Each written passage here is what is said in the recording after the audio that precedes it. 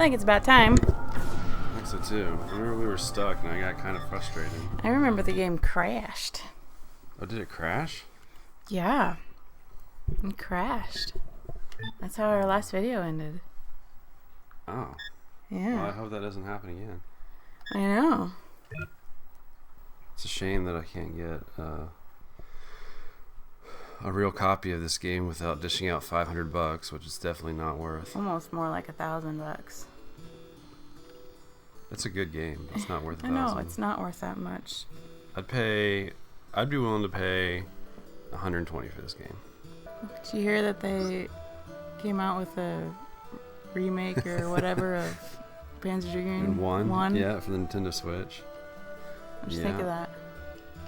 I know you haven't played it, but what have you heard? I've watched reviews of it, and it sounds like literally all they did was just update the graphics.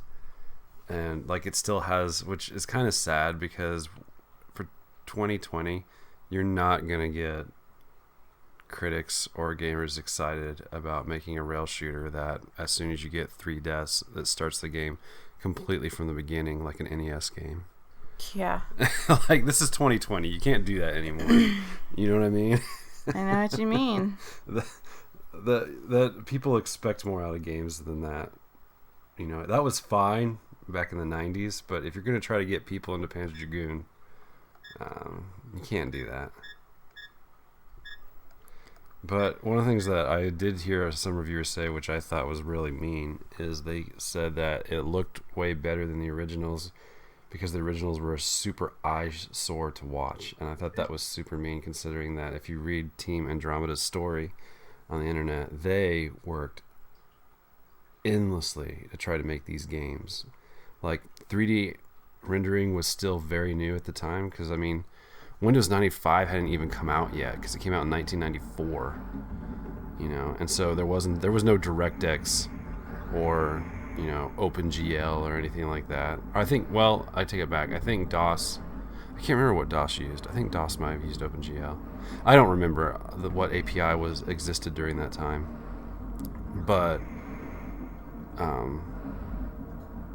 yeah, I think it's super mean that they showed so much disrespect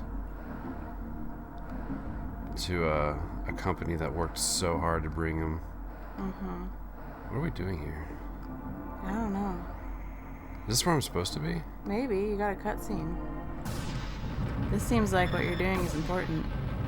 I'm not sure what I'm doing. You're destroying the ship. Anyway, yeah, I just think that it's super disrespectful to call a game an eyesore when the company, when they're not taking into any account what limitations we had as far as making games for the Saturn. Making games for the Saturn in general, yeah. Because, I mean, 1994, people were still using DOS and playing Doom. Doom had just come out a year before. My recording visuals are flashing. Something's wrong with our splitter. Yeah. We should invest in a new one, maybe. What do you think? Yeah. It's going right there. And we're like, we can go there too. Here we go.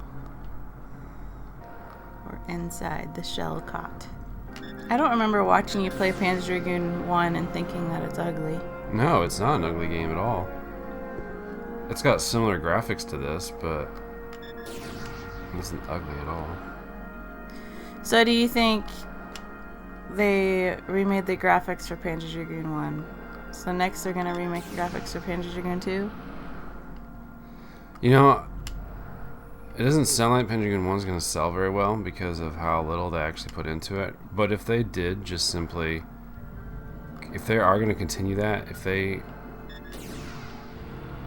like, if because they, I'm wondering, are they going to lead to Panzer Dragoon Saga? Yeah, if they leave the Panzer Dragoon Saga, then it's totally going to be worth it. But it just seems like, to me, if you're wanting to get people excited about a particular game series, you got to... The only people excited about this are the people who own a Saturn or owned a Saturn and played that game. Yeah. I would think. And then reviewers have to play it because they get to make money for talking about whatever the heck they want. Right. Somehow. The laser rank has to be 4. Alright, so I guess I can't go any further. Can't go in here. You can't go that way. Didn't we hear before that the reason why they haven't remade or re-released Panzer Dragoon Saga is because they can't, or something like that? Supposedly what I heard on the internet is that the Sega can't make another Panzer Dragoon Saga game, or they can't release more copies of Panzer Dragoon Saga as like an emulator or something like that, because Team Andromeda, the team that's responsible for them, when they went out of business, they didn't keep any of their archives or code sources for their games, which so they have no way of like emulating the codes because the engine for it is completely gone. Which I don't understand that, because it seems like with our technology that we have today, reverse engineering would be an option. You know, simply look at what, like, take the game and then reverse engineer it. Just, you know what I mean? Like, if you could burn it on, if people are smart enough today to make it that you can play burn discs on the Sega Saturn, I'm pretty sure that people are smart enough to figure out how the game was coded. Mm-hmm. Yeah, I'm seeing our screen doing lots of flickering and stuff. We might have to just wait till we get a new splitter. That's okay. Nobody's watching anyway. Well, then why are we even doing this? I think our splitter's just going bad. Honestly, I think that's what's going on. Yeah, I think so too.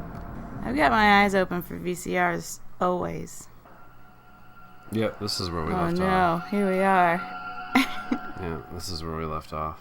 And you're just supposed to wander around and shoot spotlights. Shoot spotlights. And you'll be attacked once in a while. And you just continue shooting spotlights, right, until... Yeah, I think so. Oh.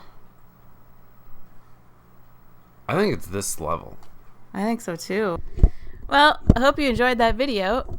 I appreciate all the support of our many viewers. Aaron and Shonna, the 2 viewers that watch, and then the robots that sometimes stop by, and we'll see you next time.